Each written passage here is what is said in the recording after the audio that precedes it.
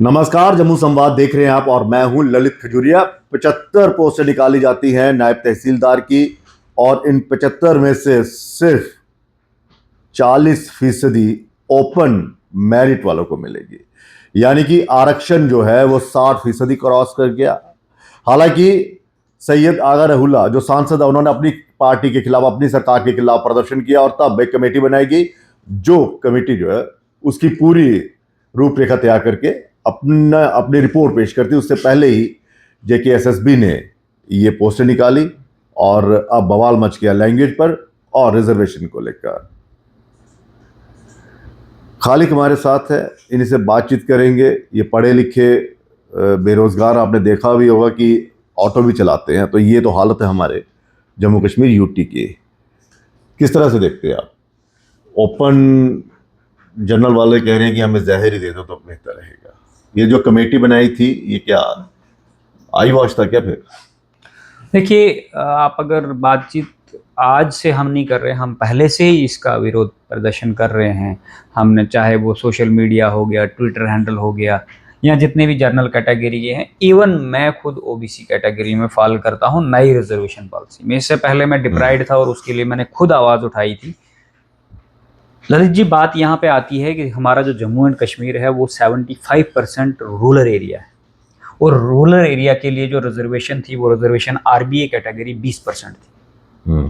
तो जब 19 में reservation economical weaker section I, जिस इकोनॉमिकल वीकर सेक्शन को आज ये कहा जा रहा है कि economical weaker section excluding reservation category, मतलब जो रिजर्व कैटेगरी है, ये जर्नल कैटेगरी के लिए रिजर्वेशन है, ये रिजर्वेशन में फॉल नहीं करता, यानी ये अलग से है कोटा, ये अलग से है। लेकिन मैं आपको बताऊं, जब ये आया था जम्मू कश्मीर में 19 में, उस वक्त जो 20% डेटा हमारा आरबीए का था उसमें से 10% काट के वीकर सेक्शन दिया गया था। वो तो जर्नल से कटना चाहिए था ना। अब आप कंट्राडिक्शन देखिए उस वक्त की बात। अब उसके बाद जब ये 23 में अमेंडमेंट एक्ट हुआ, इनएक्ट किया गया ओबीसी, अदर बैकवर्ड क्लास, जिसके लिए मैंने खुद आवाज़ उठाई। ओबीसी जिसमें अदर बैकवर्ड क्लास में वेस्ट पाकिस्तानी रिफ्यूजीज और 16 नई कास्ट हैं, जिसमें पहली कास्ट हमारी वाघे चौपान है, जो वाघे चौपान पहली कास्ट ऐड हुई है। और उसके लिए मैंने ओबीसी में आया। उसके बाद तो है। उसके बाद अगला बिल नहीं, उसके बाद अगला बिल पास हुआ कौन सा? ST2 वाला। अच्छा। जब विवाद, उससे पहले जितने भी नौमैडिक गुजर बकरवाल कम्युनिटी थे उन्होंने विरोध प्रदर्शन किया कि ये जो है ये हमारे लिए नुकसान है क्योंकि हम इस कैटेगरी में फॉल करते हैं। हमारे में से जब ये एक पॉलिटिकल मोटिवेटेड मुद्दा बन गया ललित जी, तो क्योंकि जो ST1 थी, इन्होंने ST1 में ही इनको इंक्लूड करना था, तो जनरल रिजर्वेशन वालों का कोई भी नुकसान नहीं होता। लेकिन ST1 वालों ने जब विरोध प्रदर्शन किया, इन्होंने देखा रजौरी पुंछ बेल्ट जो है ये हमारा वोट बैंक है। वोट बैंक तब बनेगा अगर हम इनका हक नहीं छीनेंगे, अगर हम इनको इनके साथ इंक्लूड कर देंगे। तो इन्होंने क्या किया, फिर ट्विस्ट मार दिया। ट्विस्ट मारने के बाद इन्होंने ST2 कर दिया। 20% रिजर्वेशन ST को हो गया। ये जो ST2 वाला जो अलग से एक रिजर्वेशन दी गई, ये कहां से कोटा काटा है? जनरल कैटेगरी, जनरल, ये सबसे काटा। लेकिन मैं वही कह रहा हूँ ललित जी, जब वीकर सेक्शन आया इन्होंने कहा कि वो जनरल कोटे से कटेगा, लेकिन उस वक्त इन्होंने काटा आरबीए। बाद में जब ये ST2 भी आ गया, फिर इन्होंने सबको किया। अब जैसे अदर बैकवर्ड क्लासेस था, ये 4% पहले था। जिस वक्त ये बिफोर एब्रोगेशन, या जिस वक्त इनको ST2 वालों को पहाड़ी स्पीकिंग का कोटा दिया गया था 4%, उस वक्त 4% दिया गया और अब 10% कर दिया गया। और आपका हमारा ओबीसी जो था, ओबीसी 2% था जम्मू कश्मीर में दिया। ओबीसी इसलिए 2% दिया गया था क्योंकि जो ये ओबीसी वाला है ये रेजिडेंशियल बैकवर्ड एरिया में भी रहता है। अगर उसको ऑलरेडी आरबीए में एग्जिस्ट कर रहा था, इसलिए उन्होंने नहीं दिया था। लेकिन ये बहुत बड़ा, जो जम्मू कश्मीर की यूथ नहीं समझती, आम पब्लिक नहीं समझती, 27% कोटा जो है सेंटर में ओबीसी की रिजर्वेशन है। सेंटर जॉब यानी यूपीएससी में नेट जो बच्चे करते हैं, नेट करने के बाद वो असिस्टेंट प्रोफेसर लगते हैं। नहीं, अगर 27% सुनिए, तो उसमें हम खाली नहीं कर रहे। आरक्षण नहीं, वो छोड़िए, आरक्षण को समझना बेहद जरूरी है। अगर 27% यहाँ पर आ गया, हाँ, रिजर्वेशन आ गई 27%, हमें तो कुछ नहीं है। अगर ओबीसी आ गई तो ओबीसी में, ओबीसी सर, ओबीसी हमें ओबीसी का सर्टिफिकेट ही नहीं मिलता सेंटर का।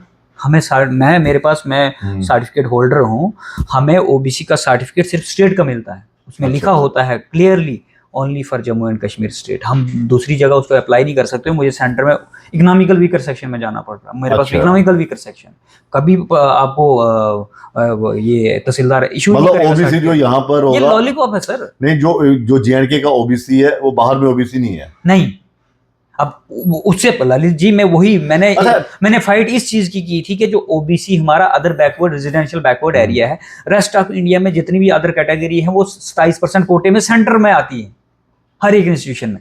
लेकिन जो हमारा कोटा था other backward classes RBA residential backward area का, वो ओबीसी में सेंटर में नहीं आता था। चलो ठीक है, इसको मैं समझ गया। लेकिन ये जो कमेटी बनाई थी न्यू रिजर्वेशन पॉलिसी के ऊपर, आगर हुल्ला जो सांसद हैं यहाँ के एनसी के, और मेरे ख्याल श्रीनगर से जीते हुए हैं, उन्होंने अपनी एनसी जो यहाँ पे सरकार है उसके खिलाफ हल्ला बोल दिया, उमर अब्दुल्ला साहब के घर के बाहर धरना दे दिया, इतना प्रोटेस्ट हुआ, फिर ये कमेटी बनाई गई।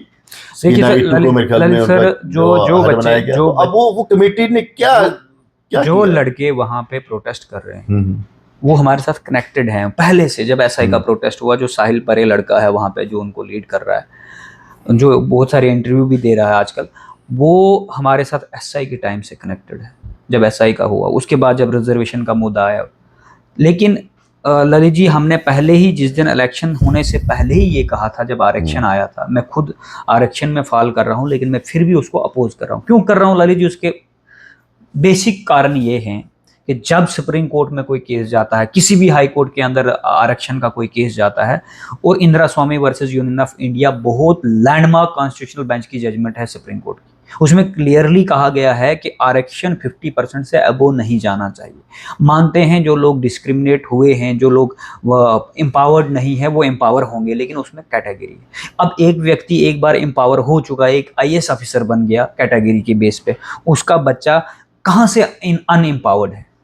आपको लगता है एक आईएएस का ऑफिसर का बच्चा अनएम्पावर्ड है, उसको कैटेगरी की जरूरत? हाँ, उसको कैटेगरी की जरूरत है। अगर क्रीमी लेयर वाला, हाँ मैं क्रीमी लेयर वाला कंसेप्ट कह रहा हूँ। अगर ओबीसी में क्रीमी लेयर का कंसेप्ट है, जो एक बार एम्पावर हो गया वो ओबीसी से बाहर हो जाता है। लेकिन यहाँ पर तो है कि लेकिन ये एसटी जो ST1 आ गई, ST2 उम्र पीढ़ी दर पीढ़ी चलती है। हाँ, आगे भी उसको एसटी का लाभ मिल रहा है। वो तो ठीक है, लेकिन ये कमेटी ने क्या किया है आप देखिए ना, कि जनरल कैटेगरी आप सोचिए 75 में से 30 सीटें।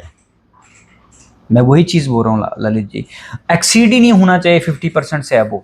अगर 50% से अबो एक्सीड होगा तो इनका देखो अब क्या हुआ। आपने अभी कहा कि शहीद आगा खान राहुल्ला एमपी जो है वो यूथ के साथ आ गई। अब एनसी का मैनिफेस्टो है, मेरे पास मैनिफेस्टो पढ़ा है। आप अगर उन्होंने कहा कि हम इसको रिविजिट करें, उन्होंने कमेटी बनाई, लेकिन एक चीज बड़ी यहाँ की यूथ को भी सोचनी चाहिए थी और हमें भी सोचनी है। पहले तो उनके पास अभी तक बिजनेस रूल फ्रेम नहीं हुए, बिल्कुल वो पावरें अपनी एक्सरसाइज क्या करेंगे, उन्होंने बेवकूफ़ बना दिया उस वक्त कि हम रिविजिट करेंगे पॉलिसी को। लेकिन हमें भी ये चीज़ पता थी कि अगर स्टेट नहीं आई, इनके पास पावर ही नहीं है, असेंबली से पास हुआ है बिल, ये कुछ भी नहीं इसको कर सकते, लेकिन एटलीस्ट कोई रेजोल्यूशन रख सकते हैं असेंबली के अंदर।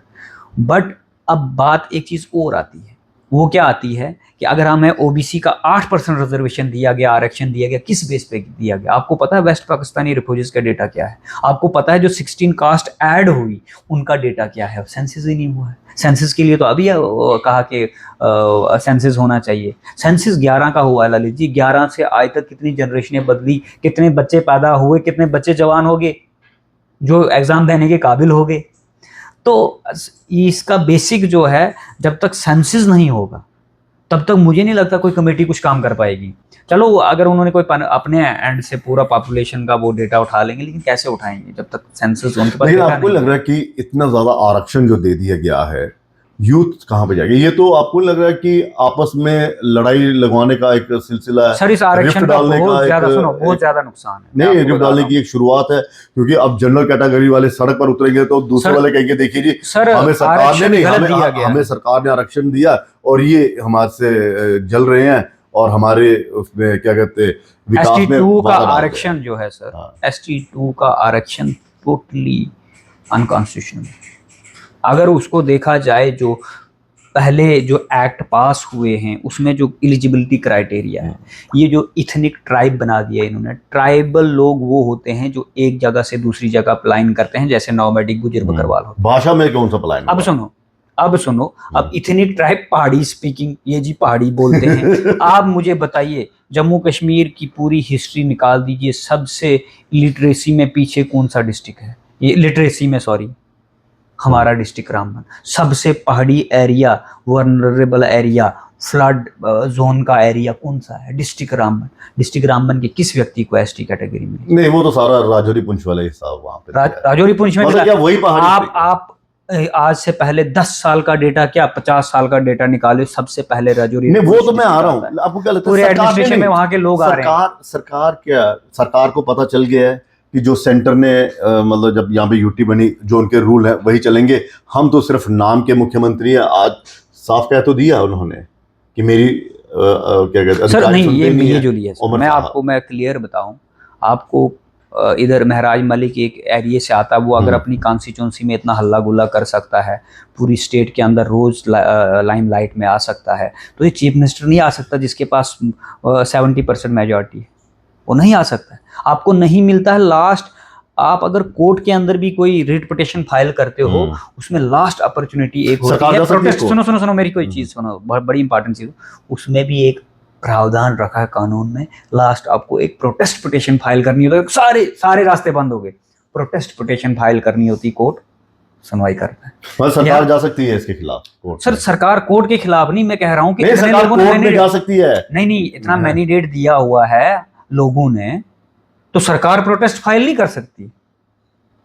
क्यों नहीं कर सकती? इतने सांसद है, बैठे एक दिन प्रोटेस्ट पे, सेंटर को बताएं नहीं हमें मेजॉरिटी मिली है, ये डेमोक्रेसी के अगेंस्ट है, हम डेमोक्रेटिक वे से चुन के आए हैं, हमने अपने लोगों को जवाब देना है। लेकिन ये लोगों को जवाब देना, भारतीय जनता, अब ठीक है सरकार की, ठीक है सरकार है, उसने अपने हिसाब से कर, भारतीय जनता पार्टी जो विपक्ष है वो क्यों खामोश है? क्या लगता है कि वो भी सर इस आग में कूदना नहीं चाहता, क्योंकि जलकर राख हो जाएंगे सबके सब अगर आरक्षण के खिलाफ ये बोलेंगे? ये सर, ये बीजेपी या एनसी, जो दोनों सरकारें, ये तब तक लोगों को, जिस वक्त इनने इलेक्शन सत्ता पा ली, अपोजिशन का काम नहीं कर रही। क्यों?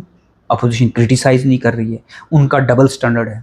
अपोजिशन अगर क्रिटिसाइज नहीं करेगी तो जो रूलिंग सरकार होती है उसमें ट्रांसपेरेंसी नहीं आती है।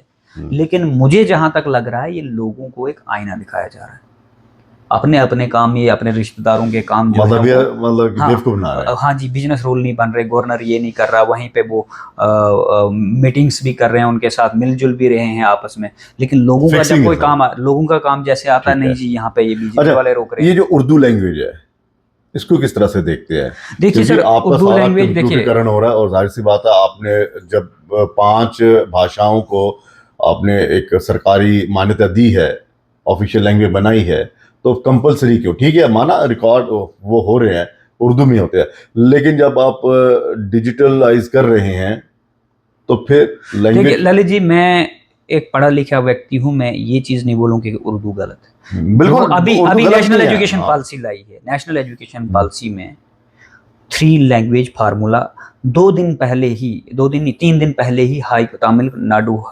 स्टेट ने सुप्रीम कोर्ट में एक याचिका फाइल की कि जो ये समग्र शिक्षा आपने लाया है, इसमें घोटाला है, और जो नेशनल एजुकेशन पॉलिसी नरेंद्र भाई मोदी जी ने 2020 में इंप्लीमेंट की है, उसमें 3 लैंग्वेज फार्मूला है। कौन सा? 3 लैंग्वेज फार्मूला है। रीजनल कोई भी 3 लैंग्वेज है, एक रीजनल होगी, मतलब इंटरनेशनल लैंग्वेज तो है ही है, रीजनल 2 लैंग्वेज उसमें होनी चाहिए।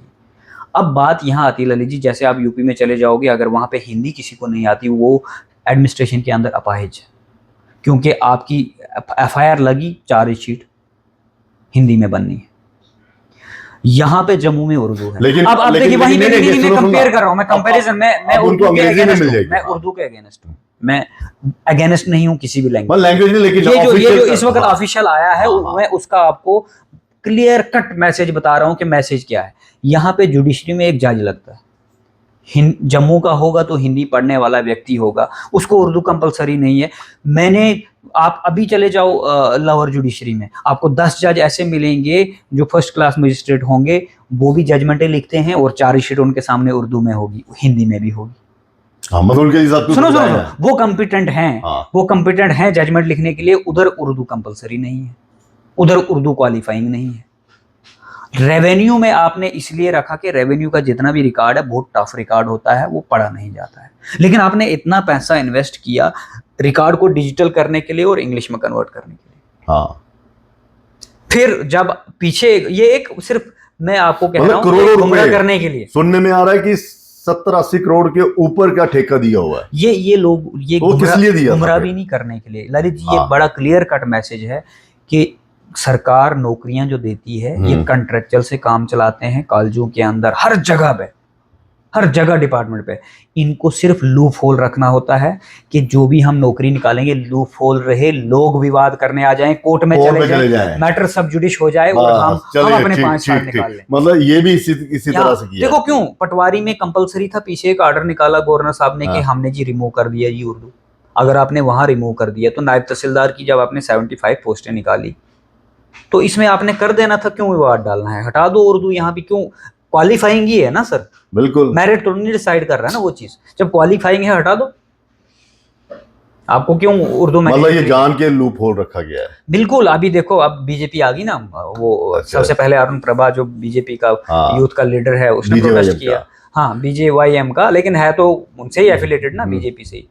तो वो आगे अभी देखना, अभी बीजेपी वाले कूद कर आगे यूथ आएंगे, अब उनके समर्थक भी आ जाएंगे, अब उनके सपोर्टर भी आ जाएंगे, कोर्ट में जाएंगे। हाँ, बस ऐसे ही ये लड़ाई शुरू हो जाएगी और ये 10 साल रिक्रूटमेंट ऐसे हाल्ट होते जाएंगे। चलिए बहुत बहुत शुक्रिया। वैसे ही तो आपको रिजर्वेशन का बता रहा था। रिजर्वेशन में ये क्या बोलते हैं, एस्पिरेंट्स ने जब ये प्रोटेस्ट हुआ सैयद आगा खान रहुल्ला साहब ने किया था एनसी से होके, फिर एनसी वाले उससे नाराज हो गए।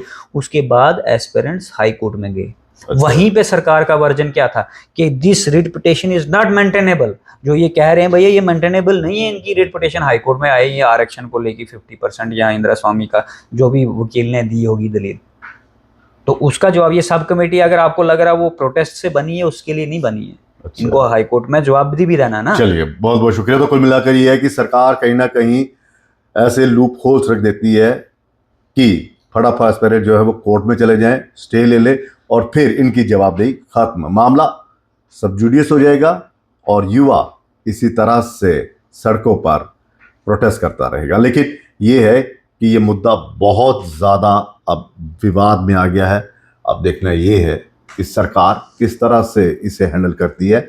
यूटी की सरकार यानी कि उमर अब्दुल्ला साहब जिसके मुख्यमंत्री हैं, और LG मनोज सिन्हा जिन्होंने उर्दू को ख़त्म कर दिया था, मतलब कि ख़त्म 5 ऑफिशियल लैंग्वेज बनाई थी, लेकिन यहाँ से रेवेन्यू में इसे ख़त्म कर दिया था कि कोई ज़रूरी नहीं है कि उर्दू ही चले।